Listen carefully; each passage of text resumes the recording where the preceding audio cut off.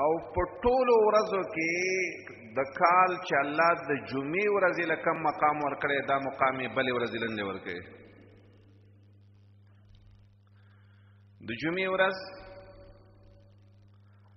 د ټولو ورځو نه بهتره ورځ ده د الله نبی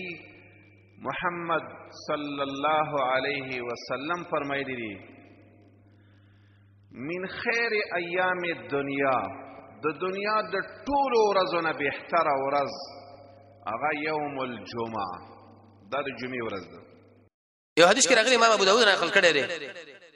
نبی صلی الله علیه وسلم فرمایي من افضل ایامکم یوم الجمعه تاسو په دې ورځو کې بهترین ورځ دی هغه د جمعې ده په دې کې آدم علیه السلام پیدا شوی دی او په دې کې وفات کړی شوی دی او په دې کې به قیامت راځي په دې کې به شپېلې والے کېږي تاسو په دې ورځ باندې ما باندې درودونه زیات وایي ځکه تاسو درودونه دا ما باندې پېښ کېږي د ملائکو په واسطه باندې ملګرو پوښتنه وکړه یا رسول الله ته خو وفات کړی شوی یاد ساتئ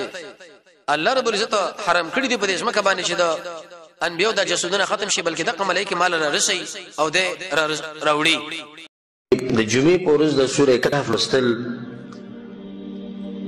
د دې وخت سره وي بعض خلک وایي چې دا به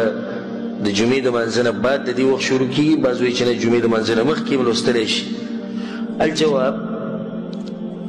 په صحیح حدیثونو کې د سورة الکهف د جمعې په ورځ یا د جمعې په شپه تلاوت کول د دې فضیلت ثابت دی